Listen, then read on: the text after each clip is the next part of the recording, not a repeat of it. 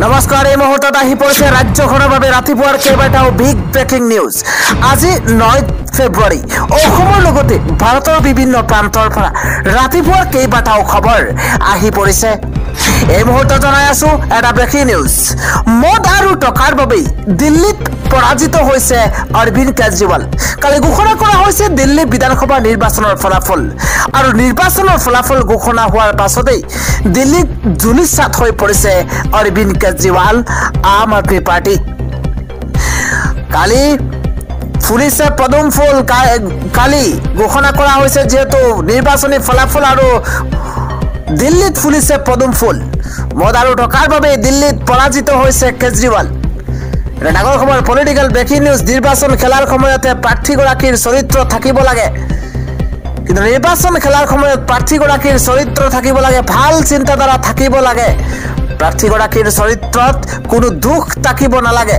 কিন্তু মদ আৰু টকাৰ বাবে সকলো শেষ হ'ল আপৰ। মদ আৰু টকাই কেজৰিৱালৰ চৰিত্ৰ বেয়া কৰিছে। মই কেজৰিৱালক একো নকওঁ, সকলো দিল্লীৰ জনতাই দেখিছে। কেজৰিৱালৰ কথা ক'লে আজিকালি মদৰ কথাও আহি পৰে। ৰাজনৈতিক ক্ষেত্ৰত বহুত অভিযোগ উত্থাপন হয়, কিন্তু সেয়া প্ৰমাণ কৰিব লাগে দোষী নে নিৰ্দোষী। কেজৰিৱালক কিবা পৰামৰ্শ দিবলৈ এতিয়া আৰু সময় নাই। অৰবিন্দ কেজৰিৱাল আৰু আপৰ পৰাজয়ক লৈ প্ৰতিক্ৰিয়া প্ৰকাশ কৰিছে আন্না হাজাৰে। ৰাতিপুৱা পৰৱৰ্তী খবৰ। এতিয়া যুঁজাৰ সময়, বিজেপিৰ বিৰুদ্ধে যুদ্ধ অব্যাহত থাকিব।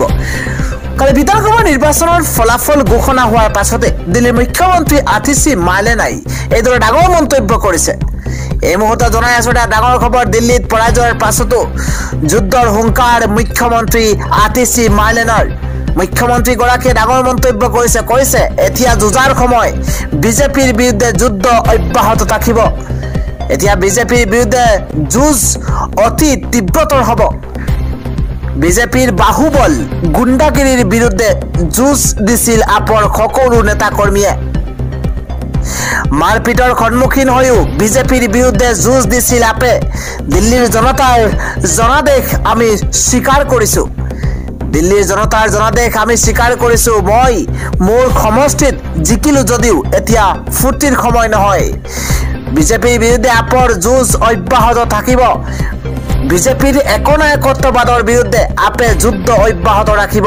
আপে সদায় অসত্যৰ বিৰুদ্ধে যুঁজি আহিছে। দিল্লীবাসী আৰু দেশৰ বাবে সদায় সংঘৰ্ষ কৰি যাব আম আদমি পাৰ্টিয়ে।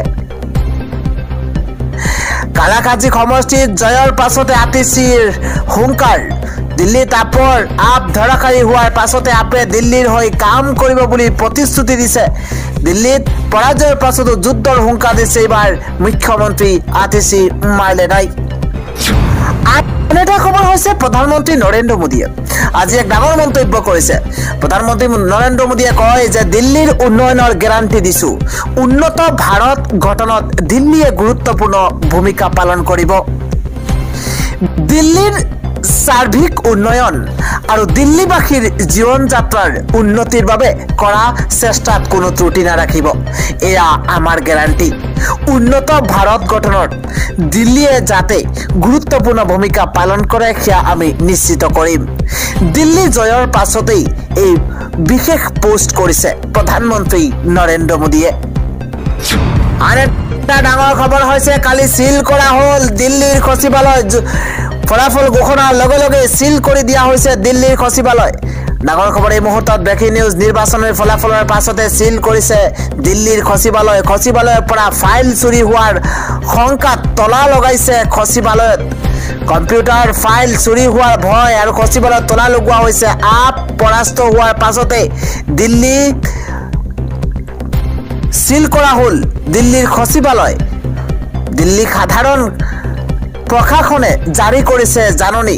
অনুমতি অবিহনে নিব নোৱাৰিব ফাইল অথবা কম্পিউটাৰ। সকলো তথ্য সুৰক্ষিত কৰি ৰাখিবলৈ এই জাননী সিল কৰা হ'ল দিল্লীৰ সচিবালয়।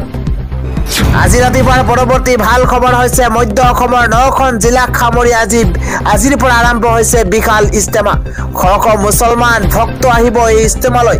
মধ্য অসমৰ 9খন জিলা সামৰি বিশাল ইস্তেমাৰ আয়োজন কৰা হৈছে আজি 9 ফেব্ৰুৱাৰী। আজিৰ পৰা 3 দিনীয়াকৈ হ'ব এই বিশাল ইস্তেমা। ইস্তেমালৈ আহিছে লাখ লাখ মুছলমানক আদৰিবলৈ সাজু হৈ উঠিছে প্ৰস্তুতি। বাহন ৰখোৱাৰ বাবে বিশেষ ব্যৱস্থা ৰখা হৈছে আৰু 9খন জিলাক সামৰি বিশাল ইস্তেমাৰ আয়োজন কৰা হৈছে। পৰৱৰ্তী খবৰটো হৈছে দিল্লীত বিজেপিৰ জয়ৰ আঁৰত হৈছে মুখ্যমন্ত্ৰী হিমন্ত বিশ্ব শৰ্মা। এই মুহূৰ্তে জনাই আছো বিগ পলিটিকেল ব্ৰেকিং নিউজ। দিল্লীত বিজেপিৰ জয়ৰ আঁৰত হৈছে মুখ্যমন্ত্ৰী হিমন্ত বিশ্ব শৰ্মা। মামাৰ মেজিকত খেলি মেলি কেজৰিৱালৰ অংক। হিমন্ত বিশ্ব শৰ্মাই নিৰ্বাচনী প্ৰচাৰ চলোৱা 10টা সমষ্টিৰ 6টাতে বিজেপিৰ বৃহৎ জয়। হিমন্ত বিশ্ব শৰ্মাই প্ৰচাৰ চলোৱা কোন সমষ্টিত বিজেপিয়ে জয়লাভ সাব্যস্ত কৰিছে জনোৱাৰ চেষ্টা কৰিছো। উত্তম নগৰত বৃহৎ জয় বিজেপিৰ প্ৰাৰ্থী পৱন শৰ্মা। 29,740টাতকৈও অধিক ভোটত পৰাস্ত হৈছে আপ প্ৰাৰ্থী। এটা ব্ৰেকিং নিউজ ডাঙৰ খবৰ। গ্ৰেটাৰ কৈলাশত বৃহৎ জয়লাভ বিজেপিৰ প্ৰাৰ্থী শিখা ৰয়ৰ।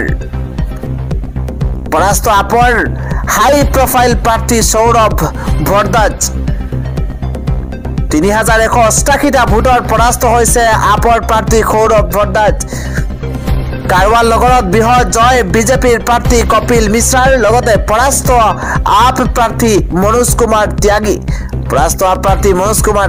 সমান্তৰালভাৱে 23,355টা ভোটত পৰাস্ত আপ প্ৰাৰ্থী। ঘণ্টাত বৃহৎ জয় বিজেপি প্ৰাৰ্থী অজয় মাহাৱাৰৰ। পৰাস্ত হৈছে আম আদমি পাৰ্টিৰ প্ৰাৰ্থী গৌৰৱ শৰ্মা। 26,058টা ভোটত পৰাস্ত হৈছে গৌৰৱ শৰ্মা। আদৰ্শ নগৰত বৃহৎ জয়লাভ বিজেপিৰ প্ৰাৰ্থী ৰাজকুমাৰ ভাটিয়া। পৰাস্ত হৈছে আপৰ প্ৰাৰ্থী মুকেশ কুমাৰ গোয়েল। 11,482টা ভোটত পৰাস্ত আপৰ প্ৰাৰ্থী। চাকুৰ বস্তিত বৃহৎ জয় বিজেপি প্ৰাৰ্থী কৰ্ণাইল সিঙৰ। কিন্তু পৰাস্ত হৈছে আপৰ প্ৰাৰ্থী সত্যেন্দ্ৰ জৈন। আন এটা খবৰ হৈছে পৰাজয়ত উচপি উঠিছে আন্না হাজাৰে। আন্না হাজাৰে কয় যে মোৰ মৰমবোৰক মূল্যহীন কৰিছিল কেজৰিৱালে। দিল্লী বিধানসভাৰ নিৰ্বাচনত অৰবিন্দ কেজৰিৱাল নেতৃত্বাধীন আপৰ লজ্জাজনক পৰাজয়ৰ পাছত উচপি উঠিছে আন্না হাজাৰে। নিৰ্বাচনৰ ফলাফল সন্দৰ্ভত সাংবাদিকে সোধা প্ৰশ্নৰ উত্তৰত আন্না হাজাৰে কয় যে মই তেওঁক বহুত বুজাবলৈ চেষ্টা কৰিছিলো, কিন্তু তেওঁ সমাজৰ হিতৰ বাবে কেতিয়াও নাভাবিলে। কেৱল ৰাজনীতিৰ নামত তেওঁ ন্যূনতম মূল্যবোধ হেৰুৱালে। তেওঁ লগতে কয় যে মোৰ তেওঁৰ ওপৰত বহু আশা আছিল, তেওঁক বহু মৰম কৰিছিলো, কিন্তু মই দেখুওৱা ৰাস্তা তেওঁ কেতিয়াবাই এৰিলে।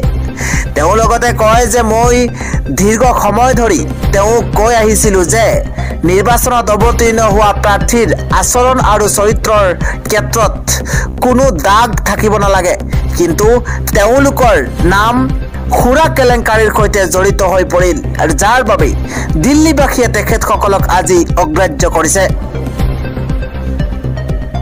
গান্ধীবাদী নেতাগৰাকীয়ে লগতে কয় যে অৰবিন্দ কেজৰিৱালে দিল্লীবাসীৰ নিস্বাৰ্থভাৱে সেৱা কৰাৰ যি কৰ্তব্য, সেই কৰ্তব্যত ফাঁকি দিলে। তেওঁলোকৰ ত্যাগৰ মানসিকতা কেতিয়াও ফুটি নুঠিল।